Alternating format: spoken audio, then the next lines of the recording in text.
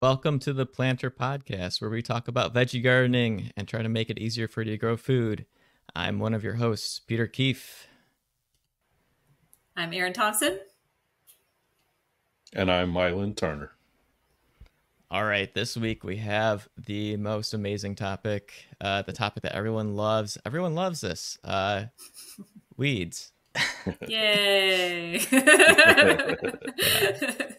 So a little peek behind the scenes. So when we were planning this podcast, we were like, okay, what should we talk about? And we were like, maybe harvesting, maybe preserving. And this is our second episode, so I just titled the calendar entry episode 2, Attack of the Cloning Weeds. So yeah, I'm a big Star Wars nerd. I'm sure many of you are too. So we ended up going with weeds because of that. And actually it's pretty timely because this time of year, the weeds can be going full force. They're trying to take over. Yeah. Yep. It's like all the old garden beds that have been sitting around, the weeds have been growing up, and now it's finally time to deal with them. Yep. So Erin, I noticed your background is some sort of weed, and I do not know the names of weeds. That's my weed. Yeah, that's my weed nemesis. This might not be the exact one, but the Canada thistle. I don't know why they named it after Canada. I hope it's not from here. If it is, I'm sorry. But oh my gosh, this is probably one of the worst weeds that we have to deal with in the market garden. It's just atrocious. It's got these underground rhizomes and they pop up everywhere. And the thing is, I mean, we're in a low till system as it is, but if you do any kind of tillage and, try to get rid of it that way, it just cuts the roots up and it makes new plants. So it literally is the cloning weed. It's horrible. Wow, so that's yes, awful. Can't stand it. Yeah, I can't say that I have one specific weed that's like the worst ever. I mean, they're also pokey, so there's that. Yeah, you got to be wearing some good gloves with those. Jeez. We do have thistles around here. I don't know if they're the Canada thistles, but they're probably like the 5th most common weed I see. They're not a big deal. How about you, Mylan? So I get a lot of grassy weeds, right? So like crabgrass is a horrible one, and Dallas grass. And crabgrass is one of those that pops up in the lawn a lot, and I don't experience it much in the containers, but the raised beds, it sprouts up, right? And the tough thing about it is the roots go so deep. So thankfully, it's not a case like Erin was mentioning where it spreads through the rhizomes. But when that root gets in, majority of my beds are 18 inches to 24 inches, right? So that root seems to just go barreling down to the ground, and you think you can go just kind of pop it out. And that's not the case. Once it starts to mature, you got to really dig in or wrestle it out to get rid of it, or else the seed heads come up and then it just throws seed everywhere. So that's one of my worst ones. Second only to some of the spurges that we get. They look almost like clover, but they spread really, really quickly, and you'll see the nodes where they attach to the soil. And that's one, like what Erin was saying, where you do have to go down, dig, and get all of that out, or else it just replicates really quick. It's a nightmare. And you brought up something that's very timely because right about now, we're filming this early September. Those weeds are getting ready to make babies for next year.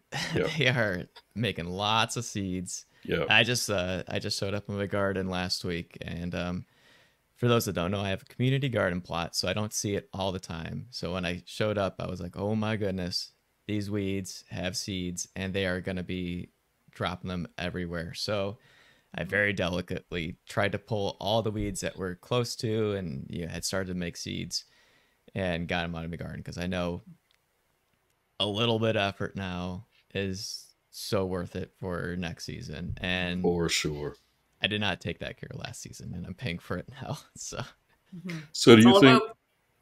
Go ahead. I was going to ask, do you think it makes a difference with it being a community garden that you're not seeing every single day versus a home garden, like in my case. Yeah. Yeah. Okay. So that's a good point because um, along the fence line with my garden neighbors, it's really hard to control what's growing there. Mhm. Also, there's a field that the University of Connecticut gardens at.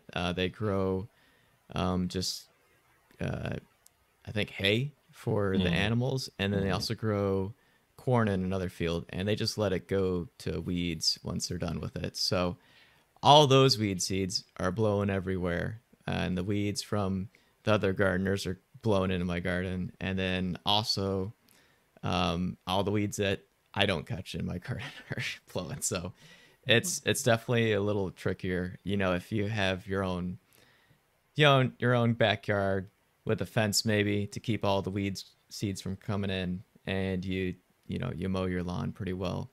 You're not going to be getting all that grass that I am constantly picking in my garden. But see, that's the thing. Like I'm actually surprised sometimes at how much I do get. So in the front yard garden, I understand that one a little bit better because when Mhm. the landscapers come through, they cut and they blow, the Mm. debris.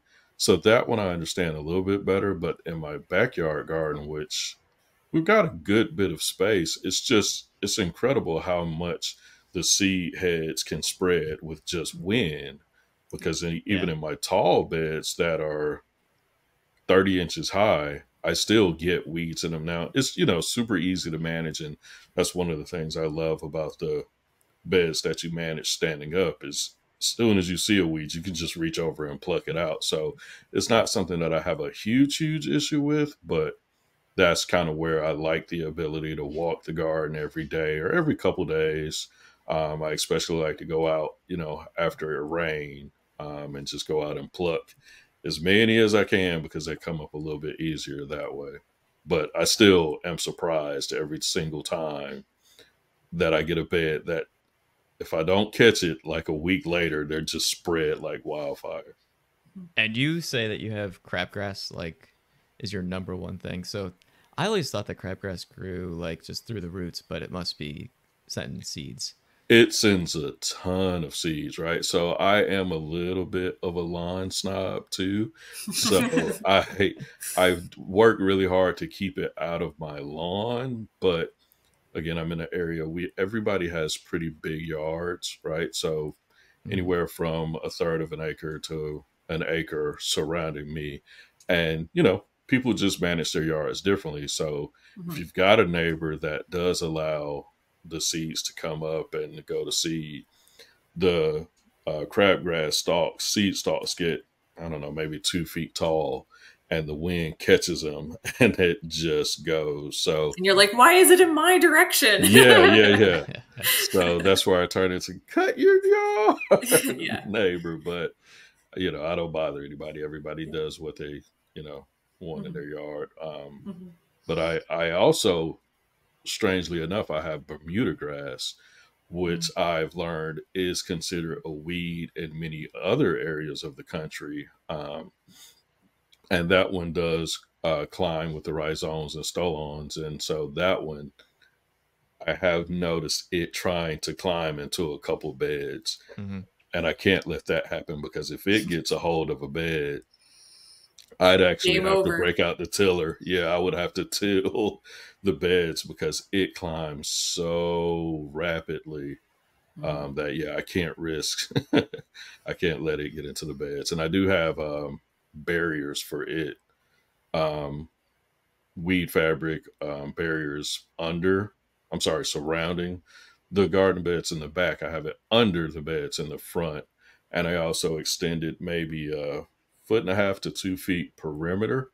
And what I did this weekend was refresh the mulch surrounding it to try to smother any Mhm. grass that was starting to crawl toward the bed and just kind of try to keep it out of the mulch to try to prevent it from getting to the bed. But it somehow knows that that good soil is in there and it just goes hunting for them.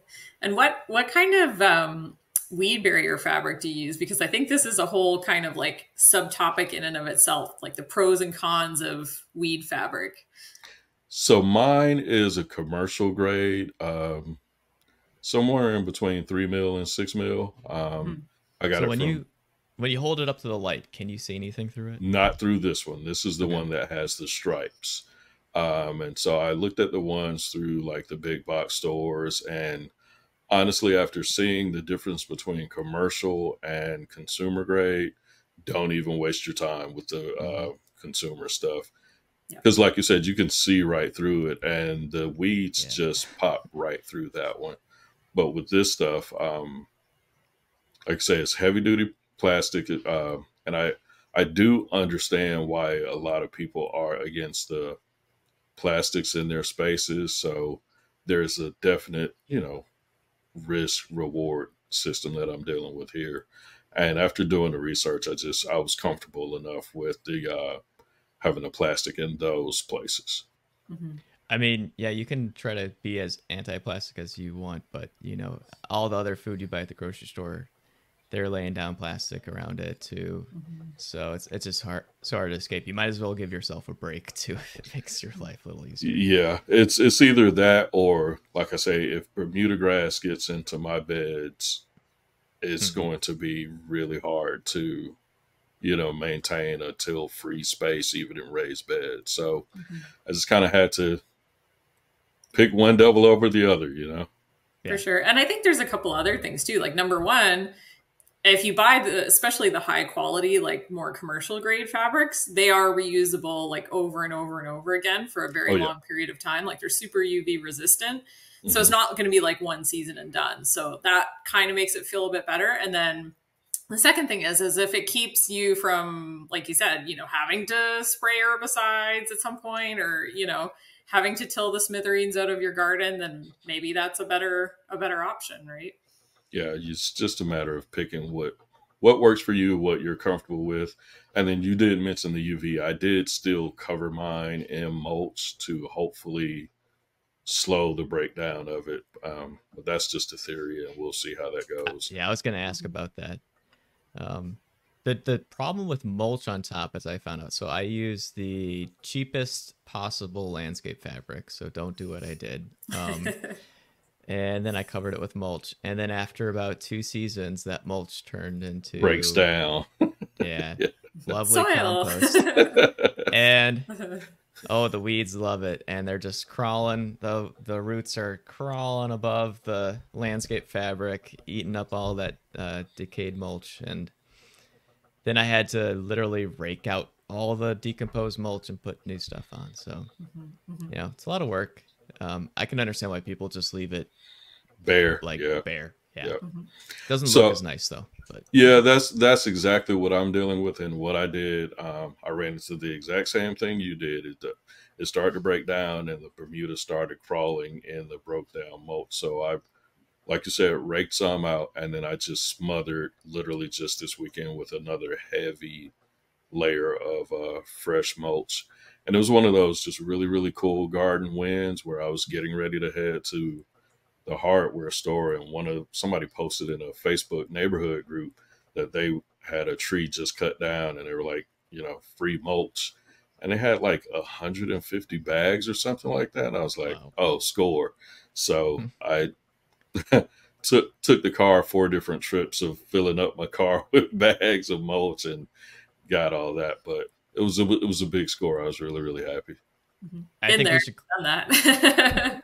I think we should clarify. So all this mulch and landscape fabric, it's going in the walkways between your The garden beds, right? pathways, yeah, Yeah. surrounding the So we're beds. not using landscape fabric, although you could use it within your garden beds. I know some people that do. And Mhm.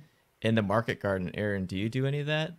Yeah, we do. Like there really are kind of two philosophies on that. Like there's some people that are really all about the landscape fabric, and then there's some that are very anti, just the plastic and also the management of it. It is a bit of extra management. Hmm. So yeah, we do use it a lot. We use it a lot for long-standing crops, so like zucchini, kale, brassicas, stuff that's going to sit for a long time, and we don't want to have to come back and weed the bed multiple times. And so we just burn one hole per plant with a torch, and the hole is relatively small. It just fits a little seedling in the stalk, so you get kind of like minimal weeds popping up. And then the other use case for it is crops where having a lot of weeds becomes really detrimental to harvesting. So like we do a lot of lettuce mix, for example, and we actually pop little individual lettuce heads in the hole. So when it grows up, there's no weeds in between, and we can just cut. And then you don't have any weeds to deal with come harvest time. So with the market garden, there's kind of this little bit of trade-off of like,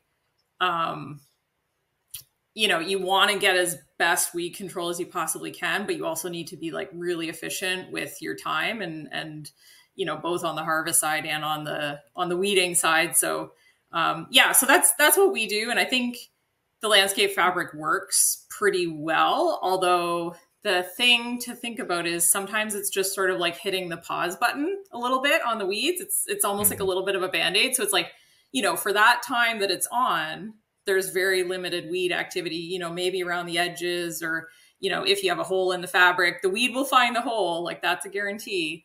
But once you peel that fabric off, like if there's a big weed seed bank under there, they will pop back up and say like, hello, I'm back. Or even some of the perennials, like you'd be surprised. Like again, the thistle, it takes forever. Like that is one way to control weeds is occultation, like blocking of light. And the landscape fabric, the commercial grade, does a pretty decent job of that. And we also use tarps.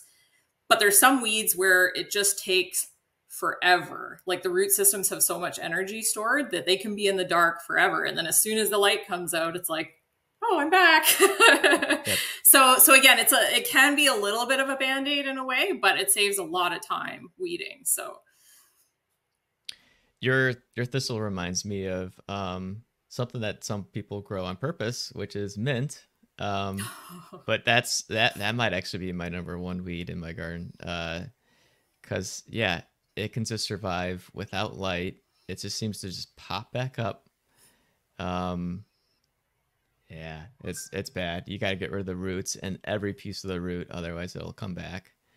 But hey, if you're planning on growing mint, do it in a pot, please. Especially if you're at a community garden. A pot far away from other raised beds and gardens. Yes, on a concrete patio. yeah. I did the same thing in my parents' side yard. I planted, this was several years ago for the record, but I planted catnip in their side yard, and we got rid of it. Like I swear there has not been a catnip plant that has gone to seed there in like 7+ years, and it's still popping up. It's still everywhere. I don't know where it comes from. They mow it down, they pull it out. So, oops. Are the cats still coming back to it? Oh, we're totally better. I harvest it all the time and dry it and take little cuttings and put them in containers. So I'm still enjoying it. I don't think my parents are. I have a theory the cats are propagating it behind your back. Oh wow. So, Aaron, I did have a question. You made me think of one. When you talk about using the plastic in the market gardens, after you've burned the holes and everything in it, will you all ever reuse that strip for future planting? Yeah, 100%. So we just roll it up and tape it, and then we label it either with the spacing or with the crop that it's designated for. Right. And then the next year we can just lay it out. And all the beds are standardized. So that is one actually probably really helpful tip when it comes to weed management is like the more you can standardize your garden, the easier it is to manage weeds. So it kind of becomes a de facto template for you. Exactly. Yeah. And even if you're not using fabric, if your beds are kind of the same size and if your spacing is consistent and if you're planting straight, it's really easy to walk through with a hoe really quickly. But if you have, a lot of, mixed plantings and things like that, I mean, that can have some benefits too, in terms of, shading out the weeds and things like that. But when it comes to, getting in there with a hoe, it might be a little bit trickier, a little more time consuming. So in that sense, that's the technique that I use is what you just mentioned with the interplanting and the square foot gardening method that we use in planter, right? So I will take just what you said. I'll do like the taller plants on the northern side of the garden, and then the shorter plants on the southern side. And I will do like, so for example, for my fall garden, I'll have my brassicas, so my broccoli, collards, cauliflower. I know those get pretty tall. So my method will be keeping those on the northern side, and then what I would call like the shorter plants, maybe the beets and the carrots, I will do on the southern side underneath the brassicas. And by filling in those spaces, that's been a way that I've found that keeps my weed pressure a little bit lower. Mhm.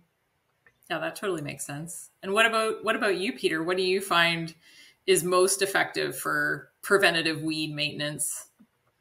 So before I plant a bed in the spring, I'll weed it completely, and they're gonna come back immediately. But I do put down some straw. Did I get that right? Is it straw or hay? I like Straw, never keep yeah. it.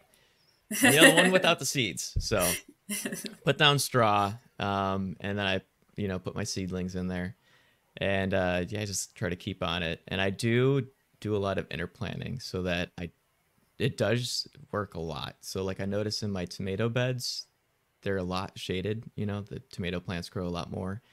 I rarely have to weed those. Whereas like around my pepper plants, those don't grow as big. For whatever reason, I have not had very good luck with peppers.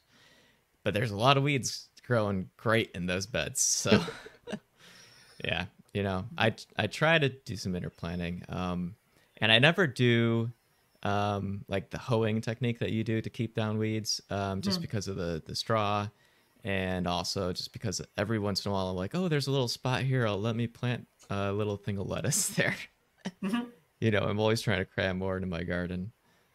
So, For sure. But that's Yeah, that's an aspect of companion planting that I think, mhm. some people, a lot of people talk about some benefits of companion planting that don't always line up. But I think interplanting is the biggest benefit for companion planting. So based off size, and like you said, lettuce is a great one because you can tuck that in anywhere, and when it leafs up and kind of fills out, it blocks, the surface, so that keeps weed pressure down too. mhm, Yeah, for sure.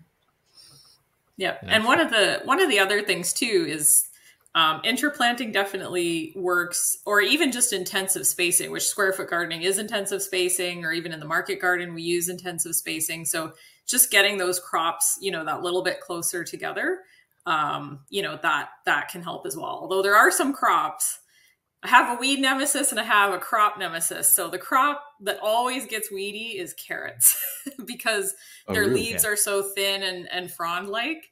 So, and they are so slow to germinate. So the Mhm. issue is the weeds very easily take hold before the carrots get a chance to, get that canopy going. And in the meantime, you're kind of looking at the rows going, is that where the carrots are? Are the carrots up yet? So yeah, carrots is definitely a tricky one just because they're not so great at shading out. I mean, there's a lot of different techniques you can use and we have used, but haven't quite got it dialed in yet. So we're still stuck hand weeding carrots. Got it. So I just shared my screen, and for audio listeners, it is a screenshot of Planter.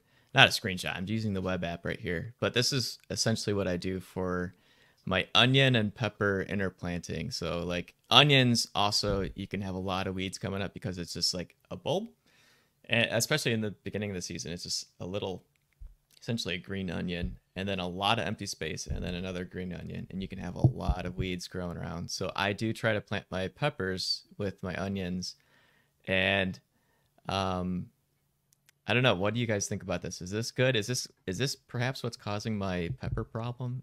I don't know. So are you doing, is that 4 onions per square foot underneath the So peppers? this is a feature that I'm working on in Planter. It doesn't quite support this yet, but um, I do essentially eight onions, and then in the very center of a square, I'll do a pepper, and then another 8 onions, and then in the center of that square, I'll do a pepper. So this is how I approximated it in Planter right now, just to show it. But you know, For everyone wondering, multiple plants per square is going to be coming to Planter eventually, because I personally need it. Yeah. So what kind of weeds are you dealing with in your peppers? I don't know any of the names of the weeds, except for grass. There's some grass. There's something that the leaves kind of look like a carrot, but it's not quite a carrot. Like a wild carrot, maybe? Might be like wild or a Queen Anne's radish. Mm-hmm. Yeah, I'm not really sure. So, yeah, but that's what my plan looks like. And then, yeah, I'm gonna remove that from the screen here so we can all see each other. But yeah, that could maybe, if you're really struggling with that could maybe be a use case for some landscape fabric. Because again, peppers are in the ground for so long, and you'd only have to make a very small, tiny hole. So that might be helpful, just to keep the weed pressure down around them. Yeah. So what other mulches have you all used? I know you mentioned, now I'm gonna get it wrong, hay and straw. I know one is seed free. It's hard. Yeah, I feel like I got it wrong once straw, before. Right? The one bed that I do currently have major weed pressure from is on one that I used what was supposed to be seed free straw, but that bed, I don't know, it's been a nightmare since then. So one of the ones that I want to experiment with this fall even, is pine straw, because it's so prevalent in my area. I did a little research, and people initially thought that it was acidic, but as long as it's brown, it's nowhere near as acidic as it is when it's actually, on the tree. So that's one that I am going to experiment with. But my primary method has just been a new heavy layer of compost every season. But I was curious to know what you all are doing in your gardens.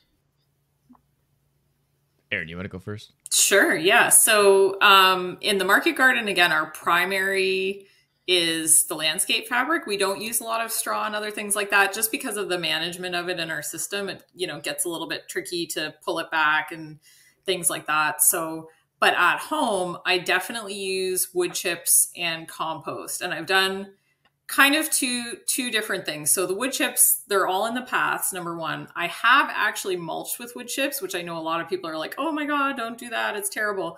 But the thing is, as long as you don't, actively till them into the soil, they're not gonna, really cause that nitrogen lockup. And if you're really worried about that, you can, definitely put in a bit more fertilizer. So I have used those just because that's what was available to me, and it was, free. And it worked quite well. And then I also do the deep compost mulch as well. And then that also works really, really well. I think the key is you do need a really thick layer of it, like a lot, more thick than you would think, like several inches. Ideally start with as weed-free a base as possible. So in my case, I mowed my lawn super short before I put it on. If you had a lot, like if you were working in an empty field, I would probably do the cardboard underneath the mulch just to try to keep, the thistles and the other fun things from popping through.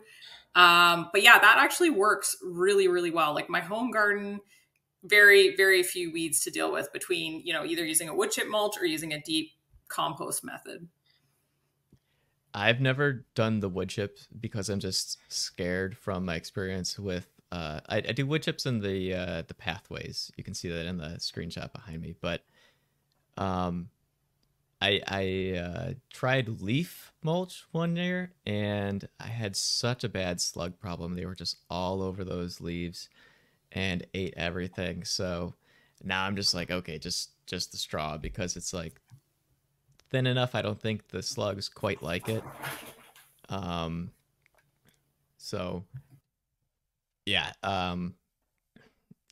that's all that I use. And it looks like we lost Aaron for a little bit, but okay, yeah. The one thing I would add with the wood chips, I also use them in my pathways, but not in the actual garden beds. But something that I did find works really well for my larger containers is not chips, but cedar shavings, or tree shavings. So you'll see it sold for like pet bedding or for coop bedding. Oh, And okay. that I have found works really, really well because when it's really, really thin at first, really fine shavings.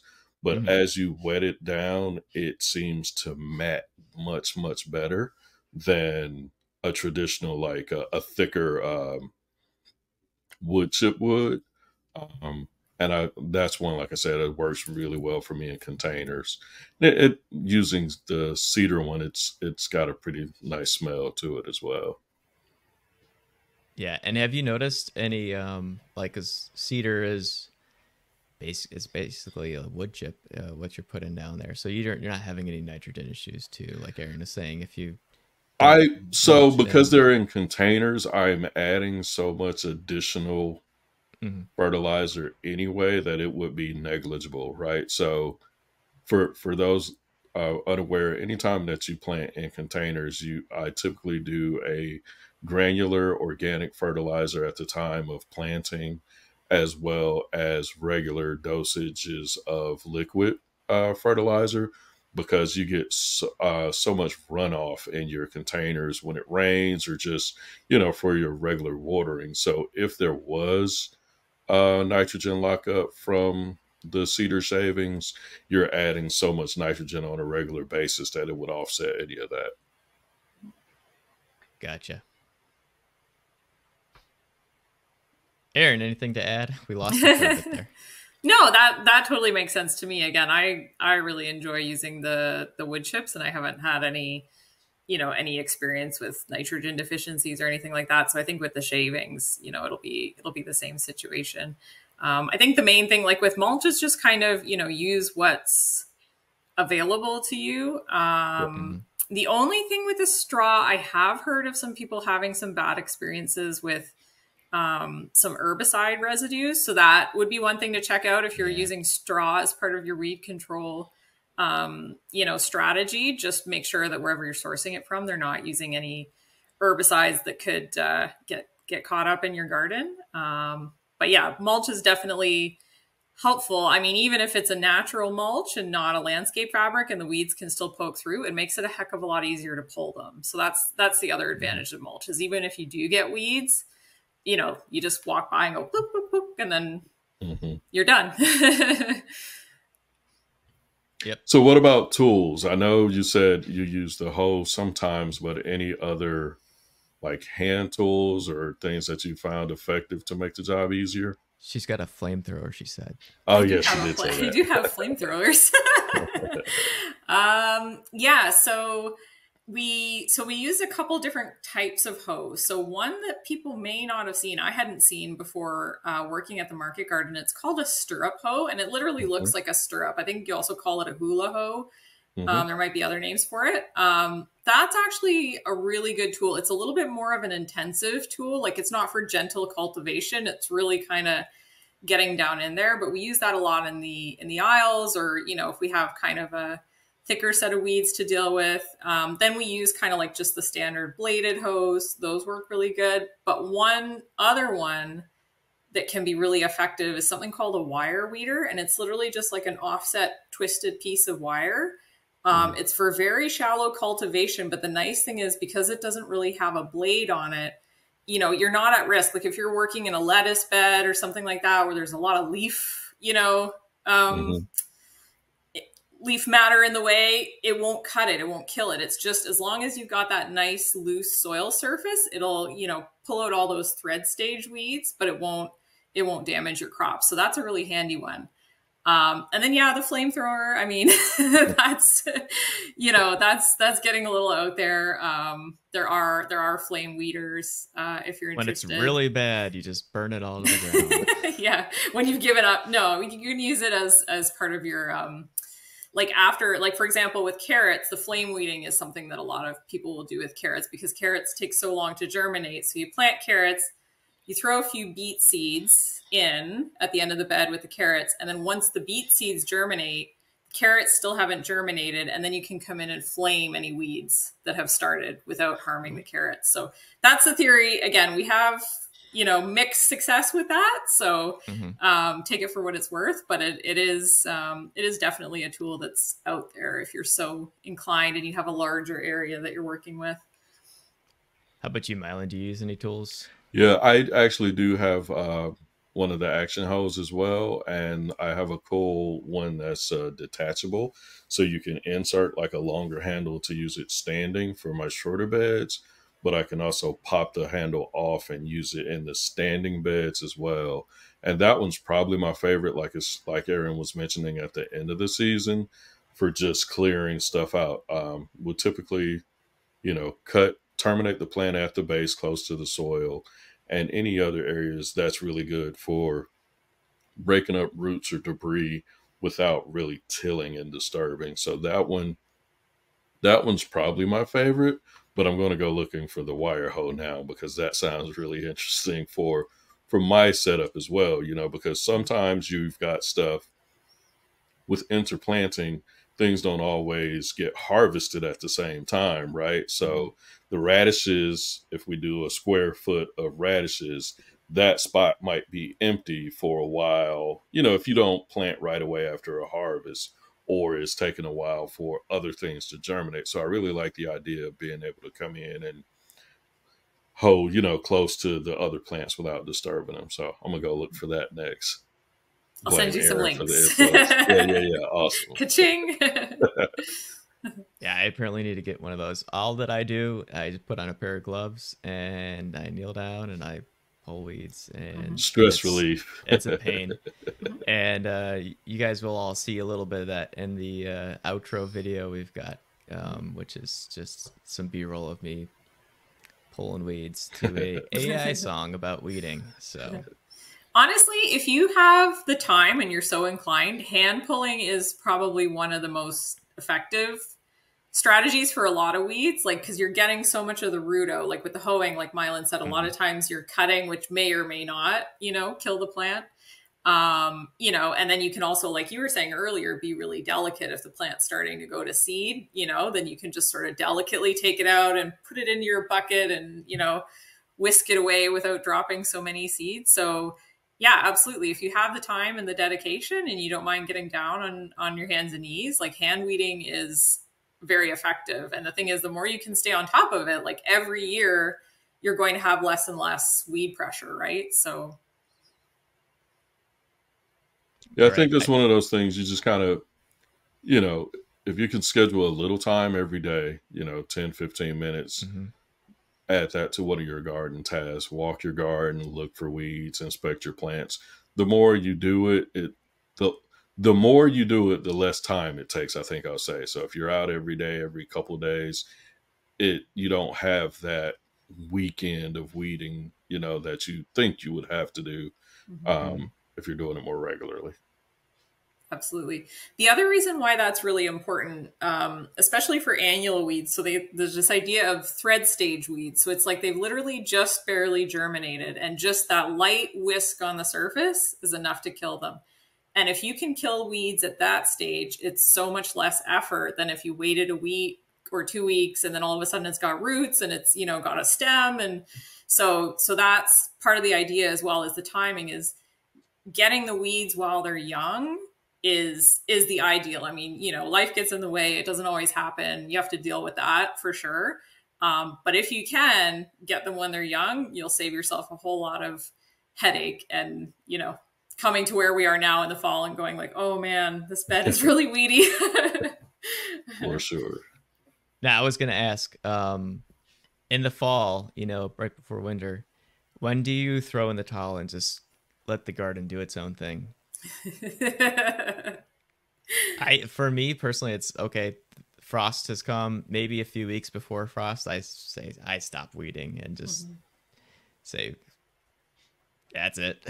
How about you, Aaron? Yeah, I'd say it's pretty similar in the sense that, like, I would say not just the nighttime frost, though. Like, once we're getting really consistent, frosty nights, frosty mornings, even, then it's kind of like, you know what, we're just doing what we can here.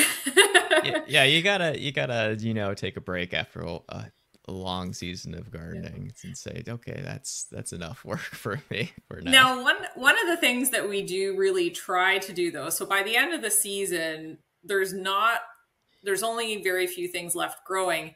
Anything that's bare, like bare soil is just like an invitation for weeds to grow. So anything that's Absolutely. bare, it's either cover cropped or tarped, one of the two. And And that is how we put things to bed, and then just kind of go a little bit more hands off. we've got a good article on cover cropping, but what's your favorite cover crop for those empty beds? I mean, the mix we generally use is mostly a base of oats and peas. We don't get too fancy with it. Okay. Some people get really into, the different mixes and the different types of plants that, can go in there. We're not quite there yet. So kind of standard base of oats and peas. And then, depending on whether we want it to die over winter, or whether we want it to keep going over winter, Mm-hmm. you can kind of tweak things. But yeah. And now, Mylan, you're in a much warmer area. Do you ever stop weeding, or you weed throughout the winter? So I try to grow 365 is the goal now, trying Mhm. to keep something in the beds at all times. Um, and that's just going to kind of depend on when I can get that last round of seeds germinated, because sometimes I can do literally all through January. I'm sorry, through November, getting the seeds germinated and in the ground, they can just kind of stay in place. And that Mhm. kind of does the weeding for me in the winter months. But if there is a case where if a bed is empty, like Aaron says, I'm doing my best to never let a bed be empty like that. I'm sorry, uncovered. So if it's empty, that's where I'll come in with a heavy pine straw and just mat it down. And the good thing about pine straw is it's super easy to just kind of brush it back for the next planting. And so that'll be the strategy for this year. I'm gonna give pine straw a shot next year. That sounds really nice. It's So, just one of those, like I said, it's and super available in my area. I right. don't even have to go and buy that. I can literally rake that up, in the yard and know that it's not been treated or anything. And if I do Mhm. have to buy any, you get it by the bales for super, super cheap. It's not like, some of the other ones. For some of that premium straw mulch, I'd have to pay big money for it to be shipped, where using what's locally available is the best option. Mhm. Um, okay, so usually at this point, we're going to answer a question that you, the listeners, have for us. So if you have a question for a future episode, just shoot us an email at question@planter.garden or ask us on social media and use the hashtag planterpodcast. Um, but instead of a user question, I have a question for you. So um, if you have a volunteer plant, lettuce, sunflower, what's your strategy? Do you let it grow or do you pick it? Ooh. Who wants to go first? Mylan, you go ahead. So unless it's something like a really massive grower like a tomato, Hmm. I try to let it grow. Um, I've got holy basil volunteers all over the place now, and those have just been fun to watch sprout up. They do get quite bushy, and I know the problem is only magnified by allowing those to go to seed. But as long as it's not blocking out anything else, I let it grow, because for whatever reason, the volunteer ones are just the best, strongest plants. We baby Yeah. everything else, and then those come out and just dominate anything that you could ever plant. Mm-hmm. What Yeah, about you, Aaron? I'd say at home, it's mostly about placement. Like as long as it's in a place where it's not going to be really problematic, I try to just leave it and let things be. Like, oh, there's a volunteer tomato plant at the very end of the bed. I'll just tilt it that way out of the way, and it'll be fine. So as much as possible, I try to leave them. In the market garden, I mean, frankly, we often don't even, it's kind of like, oh, there's a plant, and it's just a Mm-hmm. little bit faster. But I will say there have been cases. We had one volunteer Swiss chard in one of our tunnels, and it was like the most beautiful Swiss chard you'd ever seen. And so someone actually took the tractor and like harrowed around the Swiss chard in the middle of the bed. So we had a completely empty bed with like one gorgeous Swiss chard. Swiss chard in it. So even there, sometimes you got to let it grow. Yep. I'm of the opinion too. I let it grow. Actually, last year, I took the sunflowers, the dead sunflower heads, and I knew the squirrels had already gotten to them a little bit, the birds too. I just shook the seeds all over all my beds, and so I've got about 5 giant 10-foot tall sunflowers growing next to my tomatillos, and the tomatillos aren't doing too great, but I've got another set of 3 in another bed, so I'm still getting plenty for my salsa. So I like them, you know. Chaos sunflowers. Sunflowers, but they're beautiful. So I bet. All right. Anything else to add about weeds?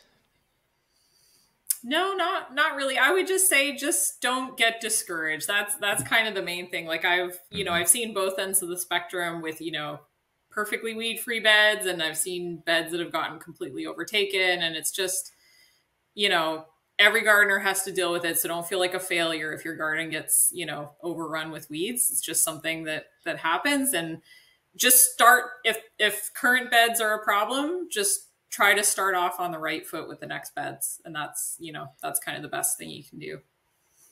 Well don't said. be afraid to reset a bed either. Yeah. Yep. Well, I don't have anything else to add, so we will say goodbye and stick around afterwards for the song that I called I Hate Weeds. So until next time, bye. Make sure to like, subscribe, leave a review, all that jazz. Okay. See ya. See ya. Bye.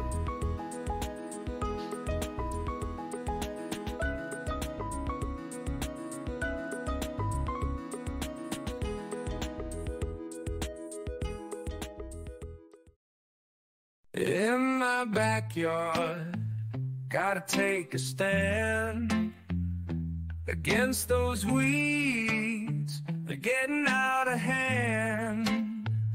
I'm a veggie gardener, I got dreams, but these damn weeds, they're ruining everything. Scream all day, all night, pulling them all alone, but they keep coming back like a twisted clone. I dig, I yank, I try to make them cease, but these stubborn weeds just won't release. Please, please, I wanna grow my veggies, I wanna see them thrive, but these pesky weeds, they just won't let me survive. They're like a wanted guest, overstay.